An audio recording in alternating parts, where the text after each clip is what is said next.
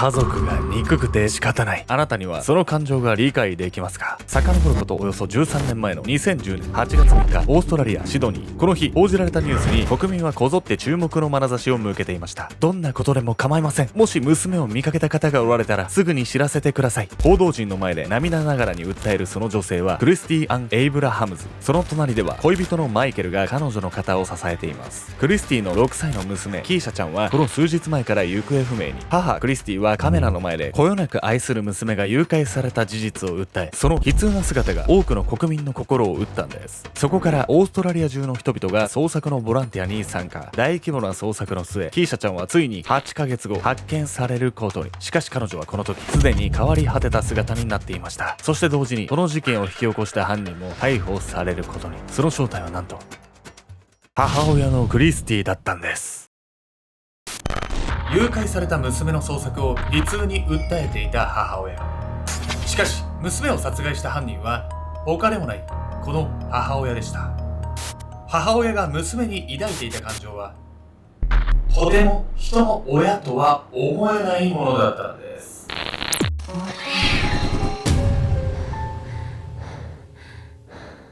おざす。全身からプラスイオン出てるよ。ケンちゃんです。聞いたことないわよ。フェロモンが溢れ出す。いや、みこです。本日ご紹介するのはオーストラリアで起こった少女の殺害事件について。被害者の娘さんのね、母親の悲痛な訴えっていうのが報道されて、オーストラリア中の人々の心を動かしたと言われる事件なんです。少女が亡くなってお母さんが悲しみに暮れる姿って本当に何とも言えない気持ちになるわよ。母親が何か悲痛に訴えるってことがあったら何か答えてあげたいって思っちゃうかもしれないよね。ですがね、ヤミノさん、真相を知るとこの母親に共感なんて全然できないんですよ。少女はね、一体どのような状況で亡くなってしまったんでしょうか。消えた愛娘。遡ることおよそ13年前の2010年8月3日、舞台はオーストラリア最大の都市シドニー。お願いします。娘を探してください。どんな些細なことでも構わないんです。何か情報があればすぐに教えてください。大勢の報道陣に囲まれ悲痛に訴えていたその女性はクリスティ・アン・エイブラハムズ。その隣では恋人のマイケルが心配そうに彼女の肩を支えています。クリスティの娘キーシャちゃんはこの2日前から行方不明に。恋人のマイケルも悲しむクリスティに応じるようにキーシャちゃんの失踪を嘆きました。キーシャと僕は血のつながりこそありません。でも本当の自分の娘のように思ってたんだ。どうか無事でいてほしい。報道が行われる数日前、キーシャちゃんの身に一体何が起こったというのでしょうか。2010年7月31日の夜、シドニー郊外マウントドルイットに立つアパートの一室では母と娘が微笑ましいひとときを過ごしていました。おやすみキーシャ。キーシャちゃんの好きなファンタジー映画を見終わった後、ベッドへ連れて行った彼女の額に優しくキスをした母クリスティ。母親の愛に包まれ、キーシャちゃんは満足げな笑顔を浮かべます。クリスティはそんなキーシャちゃんに微笑み返すと明かりを消し、寝室のドアをそっと閉めました。いつもと何ら変わらない親子の日常がそこにはあったんです。そのはずでした。いつの間に鍵は閉めたはずよ。翌朝の9時半、クリスティは怪げそうに自宅の玄関ドアを見つめていました。夜中は誰も出入りするはずのないそのドアが、彼女が朝起きてすぐのその時間に半開きになっていたんです。夜の間に誰か入ってきたってキーシャちゃんめちゃくちゃ危ないじゃない。気づいた時には手遅れだったんです。嫌な予感を覚えたクリスティは慌てて娘キーシャちゃんの部屋へ。すると、そんな、どこへ行ったのキーシャ。部屋の中はすでにもぬけの殻。そこからクリスティは恋人のマイケルと手分けをして自宅周辺を探し回るんですが、キーシャちゃんの姿はどこにも見当たりません。玄関に侵入者の形跡があることからも誘拐事件であることは明白に思えました。ここから母クリスティと恋人マイケルは警察へ通報。2日後の8月3日には涙ながらに娘の捜索を訴えるクリスティの姿がオーストラリア全土に報じられることに。娘を失った母クリスティを気の毒に思った国民たちはこぞって捜索のボランティアへ参加していきました。クリスティめちゃくちゃ辛いじゃない。自分の娘可愛がってた子がそんなことなっちゃったら。クリスティのね、証言だけを聞けばそう思うのかもしれないんですけど、捜査が進むにつれて徐々にね、彼女の怪しい点が明らかになっていくんです。母の矛盾。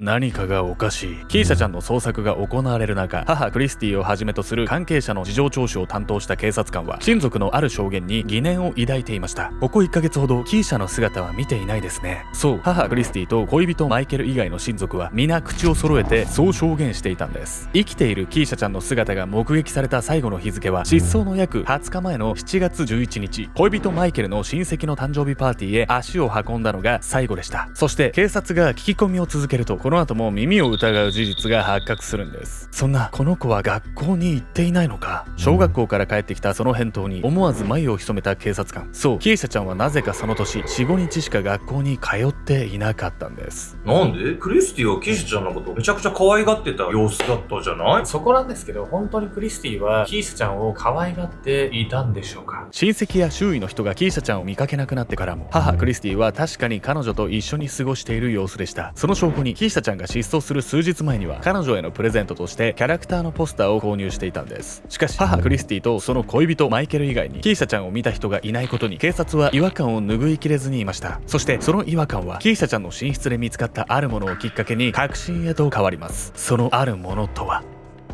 キーシャちゃんの結婚。そこから捜査は続けられ、8ヶ月後の2011年4月、キーシャちゃんはついに発見されることに。変わり果てた姿の彼女は西シドニーシャルウェイの林でスーツケースに詰め込まれた状態で遺棄されていました。そして発見から数日後、キーシャちゃんの7歳の誕生日にあたる4月22日、彼女のお墓の付近で母クリスティとその恋人マイケルが逮捕されたんです。それあんなに娘思いに見えてたのに、映画も一緒に見たとか言ってたのに全部演技？あれカメラの前で見せた涙全部嘘なんです。クリスティとキーシャちゃんの本当の親子関係というのは、クリスティが世間にアピールしてた姿と真逆のものだったんです。偽物の親子愛。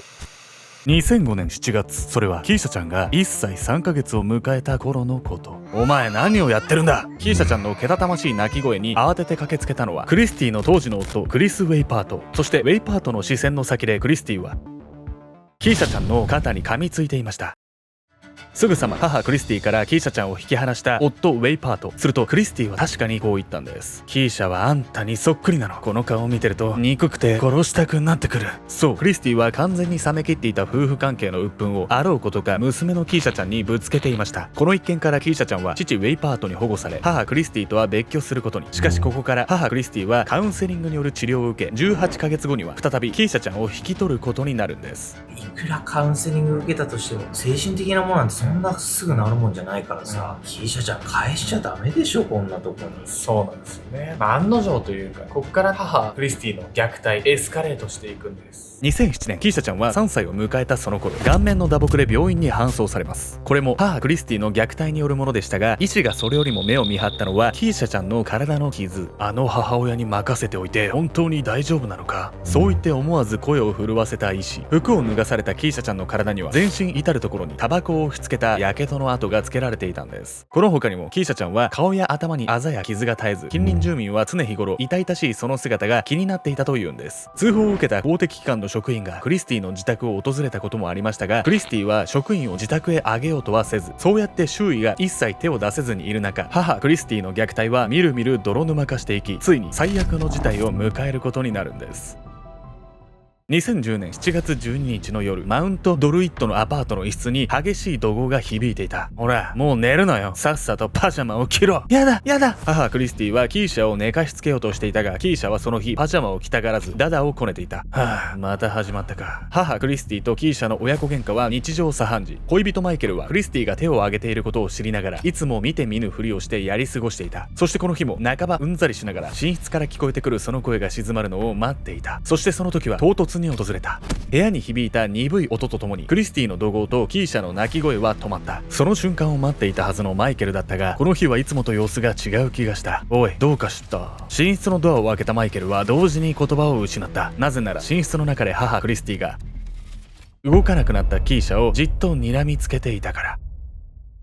母クリスティにオーダーされ、キーシャちゃんは意識を失っていましたが、この時はまだ息のある状態だったといいます。しかし母クリスティはここからバスルームでキーシャちゃんの体をきれいに洗い、パジャマを着せてそのままベッドへ放置。恋人のマイケルはキーシャちゃんを早く病院へ連れて行かないと危ない状態だと分かっていましたが、ただ見ていることしかできなかったんです。いや、何やってんの。早く救急車呼びなさいよ。実はマイケルには通報したい意思はあったみたいなんですけれども、この家はね、それすらできない状況だったんです。早く通報しないと。でも予期せぬ緊急事態に頭を抱える恋人マイケル。しかし彼はそこから何も行動を取ることはできませんでした。それはマイケルがクリスティから DV を受けていたから。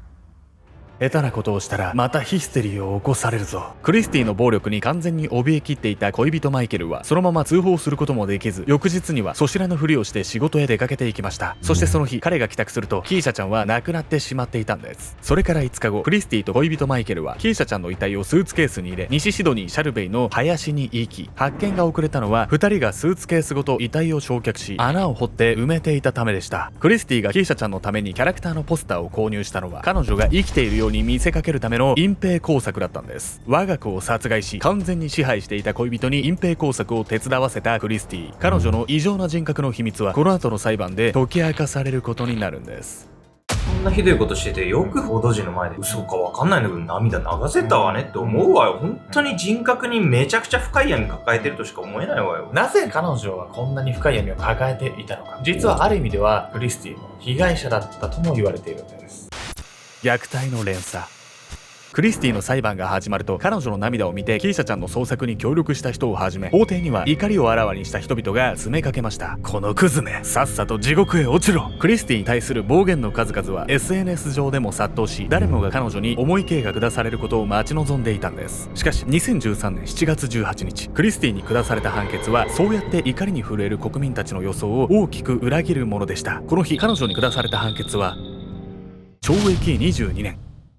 同時に遺体の隠蔽工作を手伝った恋人マイケルには12年の懲役刑が下されました。裁判官はこの判決の理由を次のように語ります。今回の犯行は被告人が幼少期に受けた虐待が強く影響してのものと考えられます。それって結局クリスティンも親から虐待を受けてたってこと？それは言い訳にならなくない？関係あんの？でも幼少期に虐待を受けた人っていうのが自分の子供にも同じようなことをするっていうのは実は結構あるんです。というわけで本日のメトラキーワード、世代間連鎖について。世代間連鎖とは、人間関係の築き方や子育ての方法などが親子の間で無意識に受け継がれていくことを表します。子供は成長過程でどうしても親に依存するため、親の振る舞いが習慣として染み付きやすいとされているんです。クリスティの父はアルコール依存症で常日頃から家庭内暴力を振るっていました。またクリスティは母親にも暴力を振るわれ、タバコの火を押し付けられるようなこともあったといいます。クリスティのキーシャちゃんに対する暴力の数々はほとんどがそうした両親の影響だと考えられるんです。さらに彼女が抱えていたトラウマは生来の凄んだ家庭環境だけではありませんでした。クリスティが10歳の頃、彼女の母親は転換発作で死亡。ここからクリスティは里子に出されるんですが、彼女は先住民のアボリジニーであることを理由に行く先々で差別を受けるんです。クリスティは知的障害を抱えており、いち早く安定した支援を受けられる環境を必要としていました。しかし差別の影響もあり、16歳で女子養護施設に入るまで十分な支援を受けられなかったんです。このように半生を周囲から邪険に扱われる環境で育ったクリスティはみるみるその人格を歪ませていきました。ここまで聞くとちょっとクリスティのことも気の毒に思えてくるけど、やってる方はもちろんいるんでしょうけど、公的機関の方々にも改善するところはあるかもしれないわね。